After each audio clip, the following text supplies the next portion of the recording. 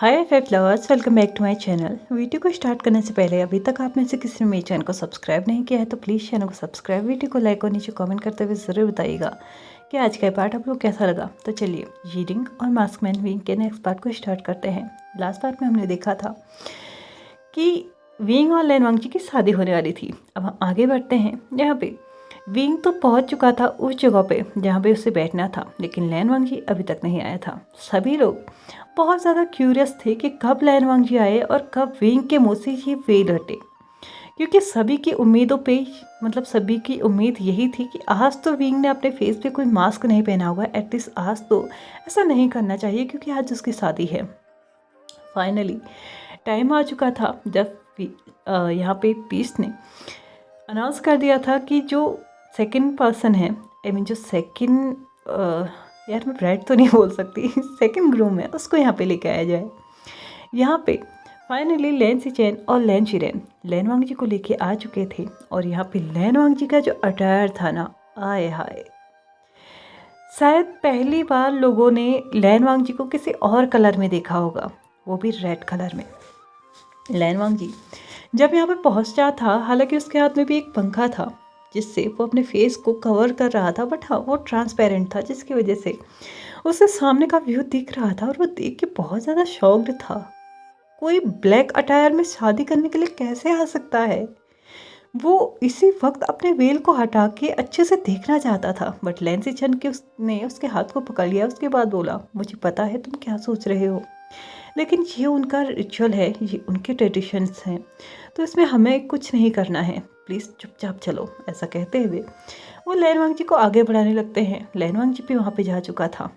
Finally सभी ने देख लिया था कि यहाँ पे दोनों ही ग्रूम्स यानी कि विंग और लैन वांगजी एक दूसरे के आसपास पहुँच चुके थे। यहाँ पे विंग ने जल्दी से एक चादर टाइप की ली, बहुत ज़्यादा मोटी नहीं थी, बट हाँ वो ट्रांसपेरेंट टाइप का ही था, उसको लैन वांगजी के सर पे उड़ा दिया, जिसके चलते अब लैन वांगजी का फेस कवर हो चुका था। ये देख के लैन वांगजी बहुत ज़्यादा शॉक था, बट हाँ वो इतना भी हैवी नहीं था या फिर ऐसा नहीं था जिससे वो देख नहीं सकता था। वो एक ट्रांसपेरेंट दुपट्टा हम उसे कह सकते हैं, उस ऐसा था जो कि एक वेल की जगह पे यूज़ होना था। यहाँ पे विंग ने जैसे ही लैन वांगजी के फेस पे उसको डाल दिया तो उसके हाथ से उस पंखे को लेके उसने साइड कर दिया और अब खुद की बारी थी जहाँ पे उसने अपने फेस का वेल भी हटाना था और उसने अपने इस कपड़ों को यानी कि ब्लैक रोब्स को भी हटाना था और उसके बाद उनको यहाँ से भी ले जाने की बारी थी, क्योंकि उसके बाद उन कपड़ों को कभी भी देखा नहीं जाता, ऐसा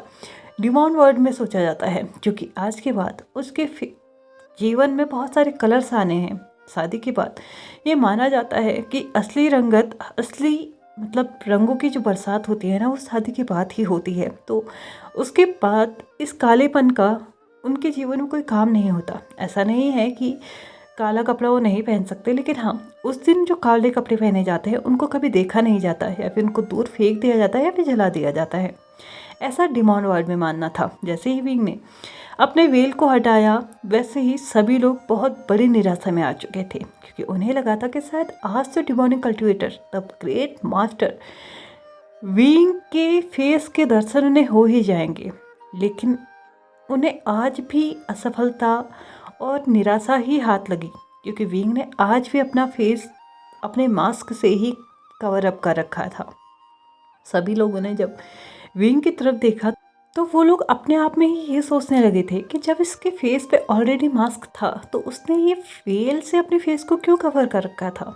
लैन वांगजी ने भी एक तरफ विंग की तरफ देखा तो वो भी शॉक था कि आखिरकार ये क्या क्या बकवास चल रही है भैया, पहले तुम्हारे फेस पे वेल था, अब मेरे फेस पे वेल आ गया, और अगर तुम्हारे फेस में मास्क था तो इस वेल का क्या मतलब बनता है। वेल हटाने के बाद यहाँ पे विंग के एंड से एक सर्वेंट आता है जो एक बहुत बड़ी थाली लेके आ रहा था। उसने उस वेल को आराम से उस थाली के ऊपर रख दिया और उसके बाद अपने रोब्स को हटाना स्टार्ट किया। लैन वांगजी को कुछ भी पता नहीं था, जिसे देखने के बाद लैन वांगजी को लगा ये कितना बदतमीज इंसान है, सबके सामने रोब्स कौन निकालता है। रोब्स के आउटर लेयर को खोलने के बाद उसने देखा कि अंदर से रेड रोब्स है। लैन वांगजी अब अच्छे से श्योर हो चुका था कि शीलिंग पैट्रियार्क सच में दिमाग से पैदल है, वो कुछ भी कर सकता है, उसे पता नहीं क्या क्या सोचते रहता है। यहाँ पे शीलिंग पैट्रियार्क ने अब अपने आउटर रोब्स को हटाते हुए यहाँ पे अंदर से जो उसने रेड रोब्स पहने थे उनको सबके सामने विजिबल किया। फिर से उस आउटर रोब को उस थाली में रख दिया। उसके बाद एक और सर्वेंट आई जो कि हाथ में जूतों के लेके आ रही थी और वो प्योर गोल्डन कलर के जूते थे जो कि सेम लैन वांग जी ने भी पहने थे। उनको बहुत आदर सत्कार के साथ विंग के पैरों में चढ़ाया गया और जो कि उसने अभी तक ब्लैक शूज़ पहने हुए थे उनको हटा के उसी थाली में रख दिया गया जहाँ पे उसने और चीज़ें रखी थी। यहाँ पे विंग ने अभी तक अपने बालों पे कुछ नहीं लगाया था। हाँ, हाफ पोनीटेल बनाई थी, वहाँ पे वही रेड रिबन था, बट बाकी की चीज़ें जो एक्सेसरीज होती हैं शादी के दिन जो पहनी जाती है वो नहीं पहनाई गई थी। यहाँ पे वैन किंग आगे बढ़ती हैं और यहाँ पे सभी को बताती हैं कि आगे का जो मतलब ये सारी चीज़ें होती है ना, यानी कि जो कमर में बेल्ट बांधा जाता है और जो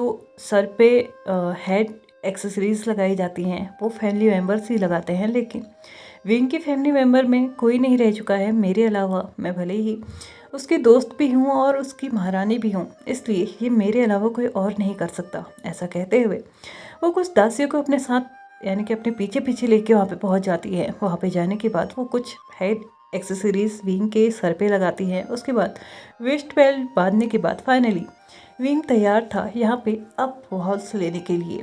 लैन वांग जी ने ये रिचुअल्स कभी नहीं देखे थे। उसके हिसाब से अभी ये सब कुछ जो भी चल रहा था ना वो नौटंकी थी, क्योंकि उसके अकॉर्डिंग यहाँ पे जैसे ही दोनों ही पार्टनर्स आ जाते हैं उनको 3 वॉल्स ले आए जाते हैं।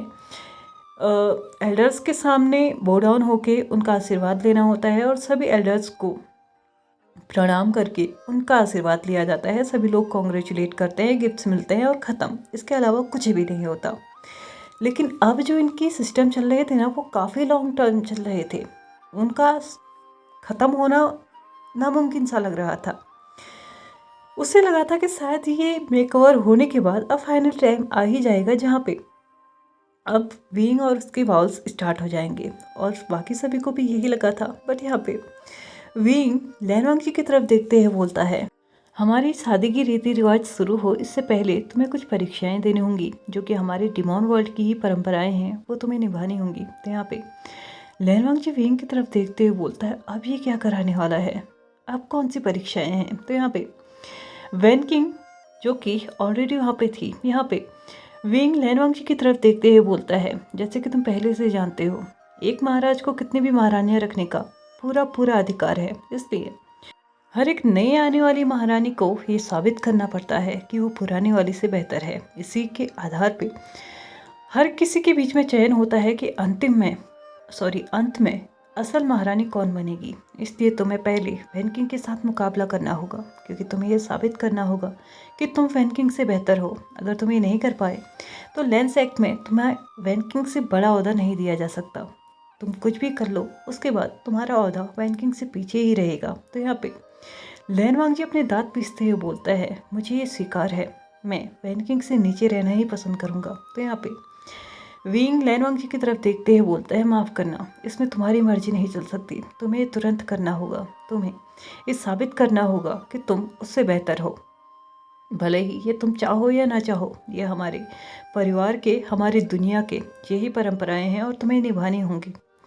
ऐसा कहते हुए वो अपनी तलवार वैन किंग की तरफ फेंकता है, क्योंकि इसका यही नियम था कि उन्हें अपने हस्बैंड की जो तलवार है ना वो अंत में अपने हाथ में लेनी है। फिलहाल वैन किंग ऑलरेडी विंग की पत्नी है, तो ये इस पे पहला उसका अधिकार है। और विंग लैन वांग जी की तरफ देखते हुए बोलता है, तुम्हें मेरी पत्नी का होने का पूरा अधिकार मिलेगा, पूरे राइट्स मिलेंगे, और जो तुम करना चाहो तुम्हें वो मिलेगा। लेकिन उसके लिए ये तलवार आज तुम्हें अपने हाथ पे लेनी होगी। अगर युद्ध के अंत तक तुम इसे अपने हाथ में ले लेते हो तो तुम वैन किंग से ऊपर कहलाते हो, और तुम्हें वो सब करने का अधिकार होगा जो कि तुम करना चाहते हो। तुम्हें कभी भी किसी भी चीज़ के लिए रोका नहीं जाएगा। तुम जैसे जीना चाहो वैसे उस सेक्ट में, उस वर्ल्ड में जी सकते हो। आज अगर इस तलवार को तुम हासिल कर लेते हो तो तुम्हें हर एक चीज़ करने का अधिकार मिल जाता है, भले ही वो मेरी हत्या ही क्यों ना हो।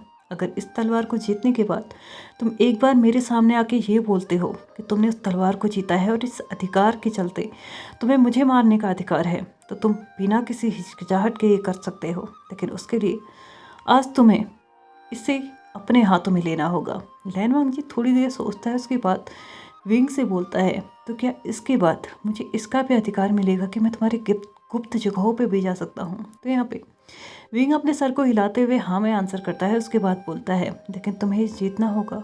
शायद तुम ये भूल रहे हो कि तुम्हारी जो प्रतिद्वंदी है वो कोई और नहीं, डिमॉन वर्ल्ड की महारानी है। तो यहाँ पे लैन वांगजी बोलता है, आप इसकी चिंता ना करें, बाकी चीज़ें मैं हैंडल करूँगा।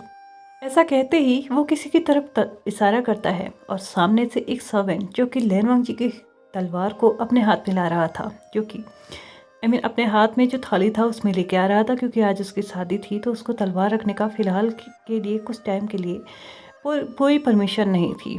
लेकिन वो तलवार को अपने हाथ में लेता इससे पहले विंग उसके हाथ को पकड़ते हुए बोलता, और एक और बात, ध्यान देना कि तुम्हारा वेल नीचे ना गिरे। ऐसा कहते हुए विंग उसको आगे बढ़ने की इजाज़त देता है, लेकिन लैन वांगजी जो कि उसके सामने एक दुविधा आ चुकी थी कि वो कैसे अपने वेल को अपने सर से ना हटने दे, क्योंकि अगर उसे मोस्ट लेने होंगे, सामने वाले इंसान से लड़ना होगा, तो उसका वेल पता नहीं कब कहाँ जाके गिरेगा। ऐसा कैसे हो सकता है कि वो वेल को गिरने ना दे? तो यहाँ पे उसके दिमाग में तुरंत एक आइडिया आता है। वो अपने फॉरहेड रिबन को तुरंत निकालता है और उस वेल के बाहर से बांध लेता है, और उसके बाद अपनी तलवार को अपने हाथ में लेता है और वैन किंग से पूछता है कि क्या उसे यहीं पे युद्ध करना होगा? तो यहाँ पे वैन किंग बोलती है, नहीं, हमें बाहर चलना होगा। ऐसा कहते हुए वो दोनों ही बाहर जा चुके थे। लैन वांगजी ने अपने मूव्स को स्टार्ट किया। उसे लगा कि शायद यहाँ पे कल्टीवेशन वर्ड का सबसे बेस्ट कल्टीवेटर वो है, तो उसे हरा पाना नामुमकिन है। लेकिन उसकी ये गलतफहमी तब दूर हो गई जब उसको ये रियलाइज़ हुआ कि वो बस डिफेंस कर रहा है, अटैक नहीं कर रहा। अगर ऐसा ही चलते रहा तो वो बस डिफेंस ही करते रह जाएगा। वो उस तलवार को अपने हाथ में कभी ले ही नहीं पाएगा जिस तलवार के लिए आज वैन किंग और विंग लड़ रहे हैं, लैन वांगजी लड़ रहे हैं। अगर ऐसा रहा तो उसे कभी भी उन जगहों पे जाने की इजाज़त नहीं होगी जहाँ पे वो जाना चाहता है। और अगर उसे विंग की गुप्त जगहों पे जाने का मतलब मिल गया ना राइट, तो ऑफ कोर्स ही बात है, वो 4 दिन नहीं लगाएगा उसके अगेंस्ट सबूतों को इकट्ठा करने में, सिर्फ 4 दिन, और वो इस रिश्ते को तोड़ सकता है बस।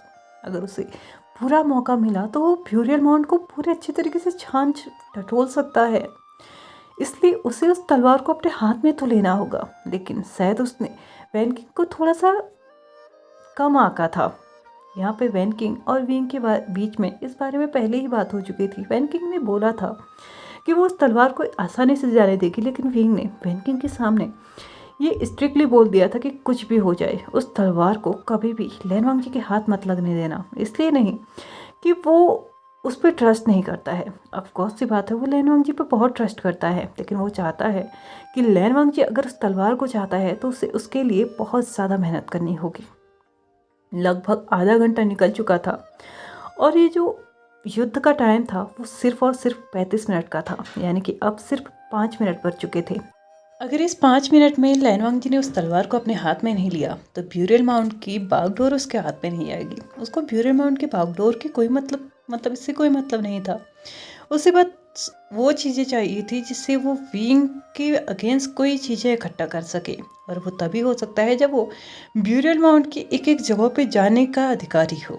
बट यहाँ पे शायद आज किस्मत लैन वांगजी के साथ नहीं थी। समय निकलते जा रहा था और लैन वांगजी बस थोड़े बहुत ही अटैक्स कर पाया था, क्योंकि उसने शायद वैन किंग को बहुत हल्के में ले लिया था। उसे लगा था कि शायद वो कल्टीवेशन वर्ड का सबसे अच्छा कल्टीवेटर है, तो शायद वैन किंग को हराना बहुत ज़्यादा मुश्किल नहीं होगा। हालांकि वो खुद में कमेंट नहीं कर रहा था, लेकिन हाँ, उसने सामने वाले इंसान को थोड़ा कम आंका था। उसे लगा था कि डिमॉन वर्ड वाले बस काला जादू करना जानते हैं, उन्हें कल्टीवेशन नहीं आती है। लेकिन यहाँ पे वैन किंग ने अभी तक विंग की तलवार को म्यान से बाहर तक नहीं किया था। इस पूरे जो युद्ध हुआ था आधे घंटे से जो चल रहा था युद्ध, उसमें विंग की तलवार उसने म्यान से बाहर तक नहीं की थी, और तब भी अंत में वो लैन वांगजी के सामने उस तलवार के साथ ही खड़ी थी। और विंग जो कि दूर से देख के थोड़ा बहुत निराश भी था और बहुत ज़्यादा खुश भी था कि वैन किंग ने अपने औहदे को फिर से अपना ही बना लिया। जो औहदा उसने विंग ने उसे दिया है वो किसी और के पास नहीं जाने दिया। हालांकि लैन वांगजी की एक अलग पोजीशन है, लैन वांगजी को कभी भी महारानी या फिर उसके मेन कॉन्सर्ट होने का कोई भी ज़रूरत नहीं है, क्योंकि उसकी ब्यूरल माउंट में एक अलग पहचान होगी। फाइनली युद्ध यहाँ पे समाप्त हो चुका था। लैन वांगजी हार चुका था लाइफ में पहली बार, और वैन यिंग फिर से पूरे सम्मान पूर्वक विंग की उस तलवार को विंग को ही लौटा देती है। विंग उस तलवार को अपने हाथ में लिए अब यहाँ पे फीस्ट को इशारा करता है कि उन्हें आगे बढ़ना चाहिए। और फाइनली अब उनके बाउल्स शुरू हो चुके थे। बस 10 मिनट के अंदर ही उनके बाउल्स कंप्लीट हो चुके थे। यहाँ पे अब टाइम आ चुका था एक दूसरे को मतलब जो ड्रिंक्स थी वो सर्व करने की और पिलाने की, और उसके बाद एल्डर्स के सामने झुक के उनसे तारीफ नहीं, आशीर्वाद लेने की। फाइनली उनका ये रिचुअल भी यहाँ पे कंप्लीट हो चुका था। विंग और लैन वांगजी ने एक दूसरे को टी पिलाई थी, क्योंकि लैन सेक्ट में यहाँ पे ड्रिंक अलाउड नहीं थी, जिसकी वजह से इस बात का सम्मान विंग ने भी किया था और बस टी में ही काम चला लिया था। हालांकि उसे इस बात का बड़ा दुख था कि उसकी शादी की ड्रिंक वो ड्रिंक नहीं कर पाया। खैर क्या ही किया जा सकता है, ससुराल की ऐसी जगह को चूज़ करोगे तो क्या ही मिलेगा यहाँ पे। इसलिए फाइनली अब उनकी शादी यहाँ पे संपन्न हो चुकी थी, और अब टाइम हो चुका था कि वो लोग सभी को प्रणाम करें, सभी के आशीर्वाद ले, सभी उन्हें गिफ्ट दें और बधाइयाँ दें। जब बधाइयाँ दी ही जा रही हैं तो आप लोग क्यों पीछे हैं? प्लीज़ अपने अपने कमेंट्स के ज़रिए वांगशान को शियांगवान को बधाइयाँ ज़रूर दे दीजिएगा। मेरे एंड से तो इनको मैरिड लाइफ की बहुत बहुत बहुत शुभकामनाएं। भगवान जी इनकी इस जोड़ी को ऐसे ही बरकरार रखे, और ऑथर की भी कृपा इनके ऊपर बने रहे, और इनकी जोड़ी अंत तक ऐसे ही सलामत रहे। तो चलिए आज के इस पार्ट को हम यहीं पे ख़त्म करते हैं।